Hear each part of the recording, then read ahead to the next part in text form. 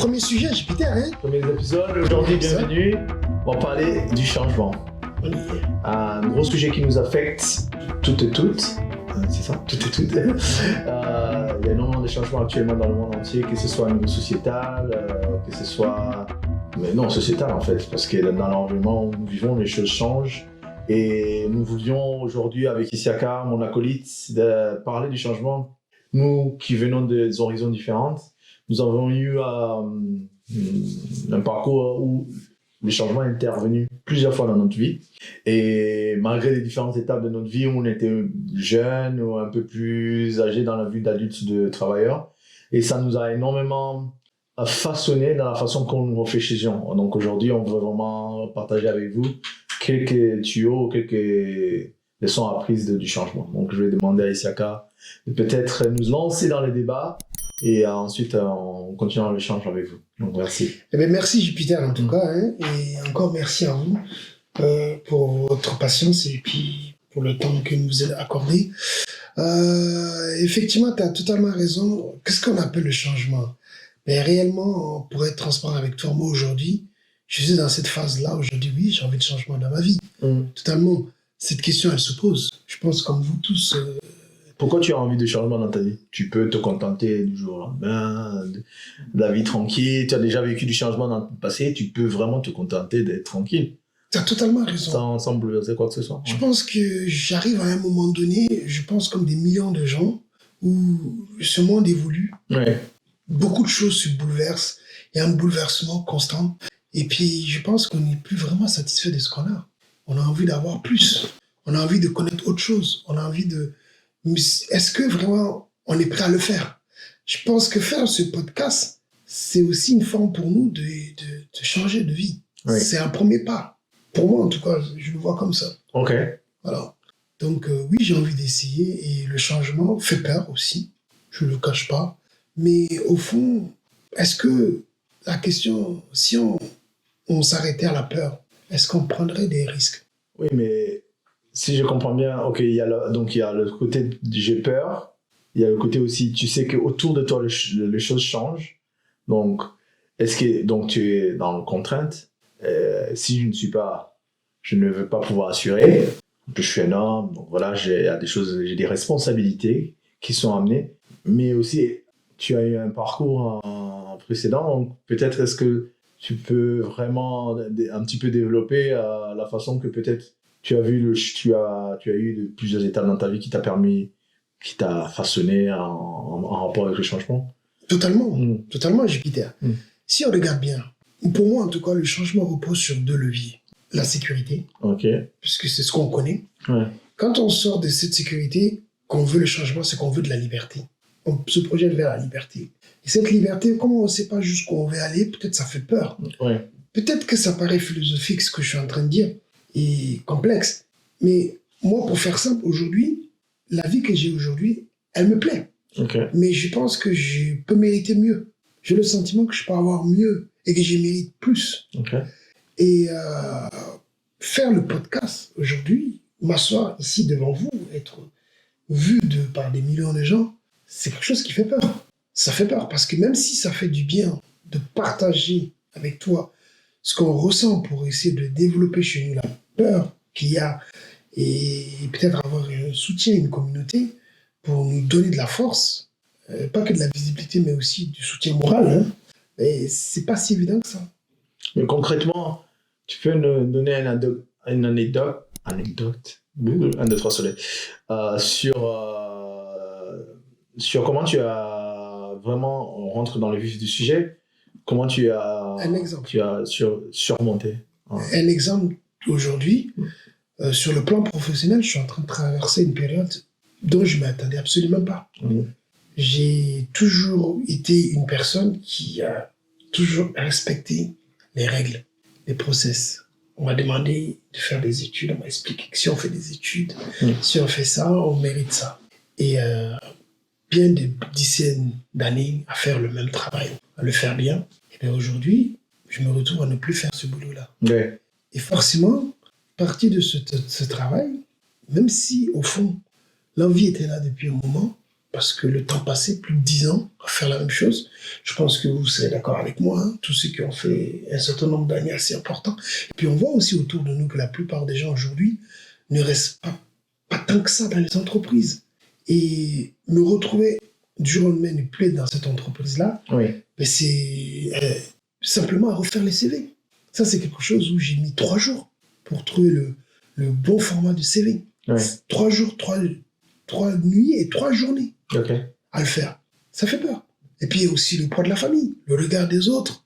Est-ce qu'on sera à la hauteur? Est-ce qu'on retrouvera quelque chose qui va nous plaire? Toutes ces questions, ça a été dans ma tête. Mais de mon caractère, je suis quelqu'un de nature positive. Donc, quand bien même ces questions devenaient réelles ou s'imposaient à moi, j'arrivais à glisser.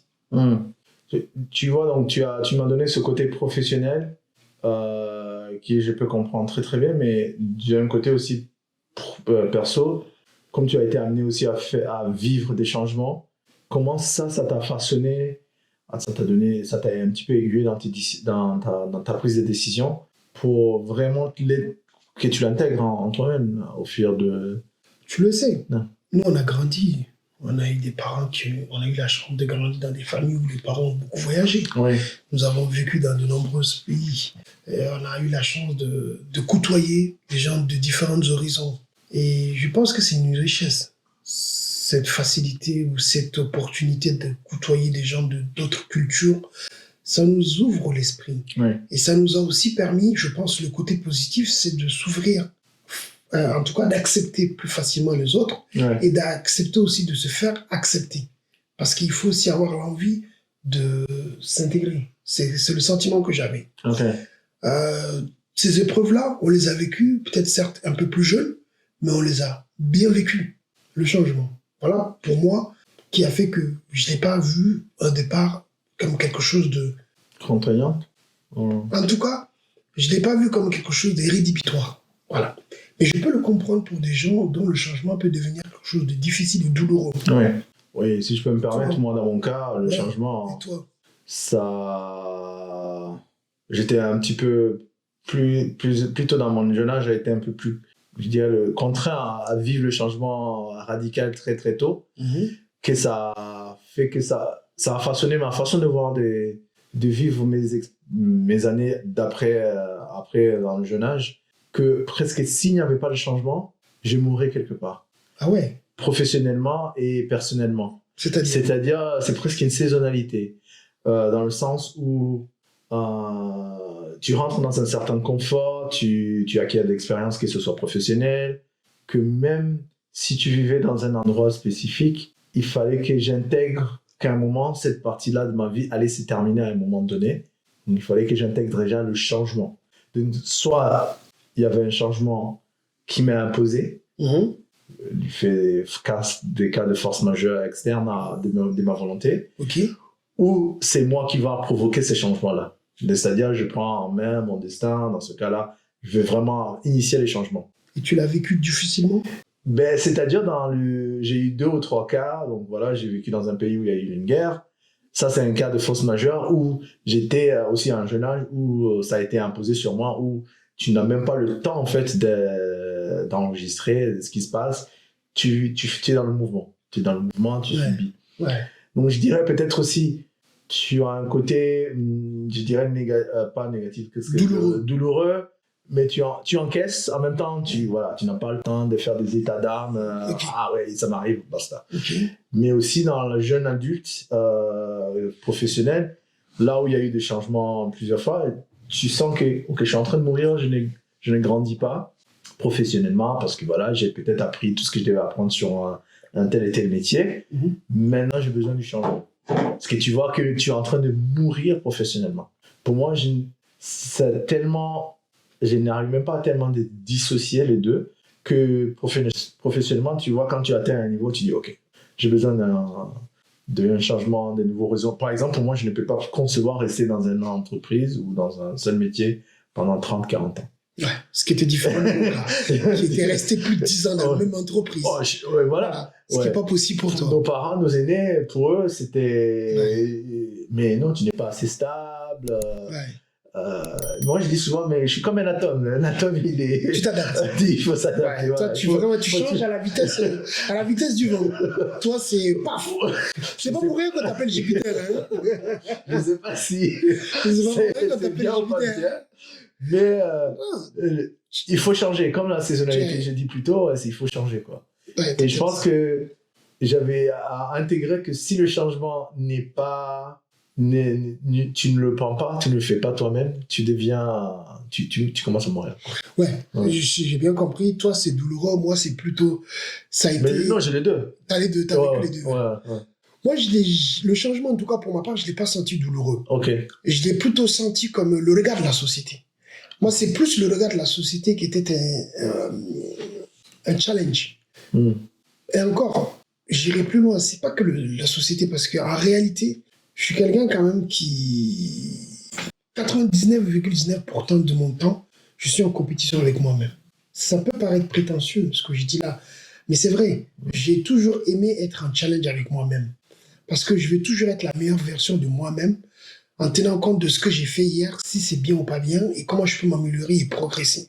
Ceci dit, c'était plus comment mon entourage allait vivre cela. C'est-à-dire... toujours un regard externe. Exactement. Autour de moi, je peux citer tous mes amis d'enfance. Tous ceux qui étaient avec moi en Asie, en Europe, en Afrique, ils ont tous changé de boulot. Ils ont tous changé de métier, au moins 5-6 fois. Certains, 2 ans, 3 ans, ils partaient. Moi, je suis resté dans le même domaine, sans broncher. C'est pour ça que je dis, et je le comprends, et j'invite vraiment ceux qui nous écoutent et qui sont en train de passer du temps avec nous là, c'est que parfois, le changement, il faut oser. Parfois, elle va s'imposer à toi. Moi, elle s'est imposée à moi. Je ne l'ai pas choisi. La décision de l'entreprise d'arrêter notre collaboration, c'est elle qui l'a prise. Ceci dit, au fond, c'est comme s'il y avait un soulagement après. Mais pas un soulagement de quitter l'entreprise, c'est pas ça. C'est un soulagement d'avoir cette liberté maintenant de pouvoir retourner dans un environnement qui peut peut-être me plaire, que j'ai choisi d'y aller. Parce que j'ai un bagage éducatif. J'ai quand même eu des diplômes. Je suis détenteur d'une formation, j'ai eu mes études supérieures en France, j'ai quand même des diplômes, master et autres. Donc je ne pouvais pas, à un moment donné, quand tu t'assois, que tu te poses 30 secondes, tu te dis, mais en fait, non, cette situation, c'est moi qui le construis. Donc tu reprends confiance en toi. Et j'invite particulièrement les gens à le comprendre. C'est-à-dire que le changement, c'est aussi si on accepte difficilement. Après, c'est à chacun d'approcher et de juger. Moi, j'ai eu la chance, voilà, j'ai un entourage. Et ça joue beaucoup. Mon entourage ne m'a jamais mis la pression. Et puis, il y a aussi la peur financière.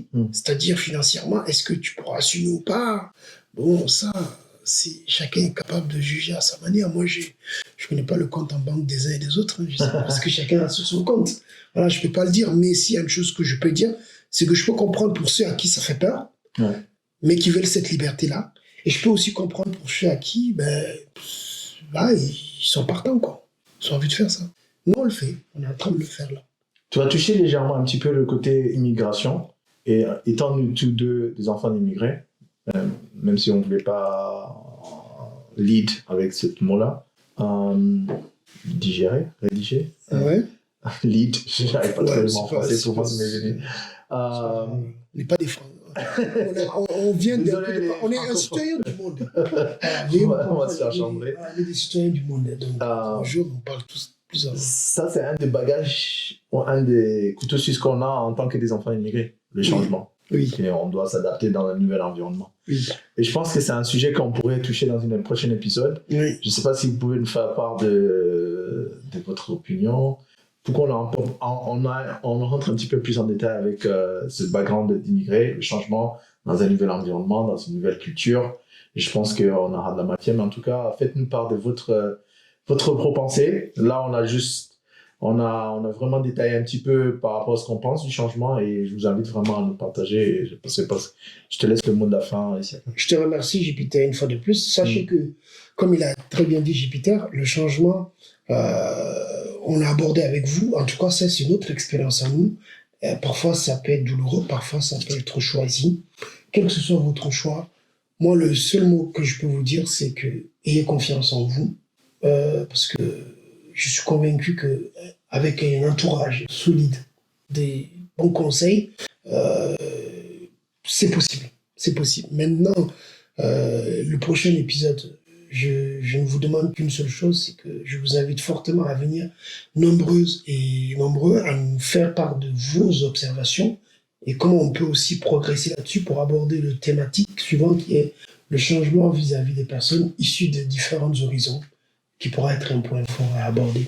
Je vous remercie infiniment en tout cas pour encore une fois de plus pour le temps qui nous est accordé et je vous dis à très bientôt. Merci. Merci.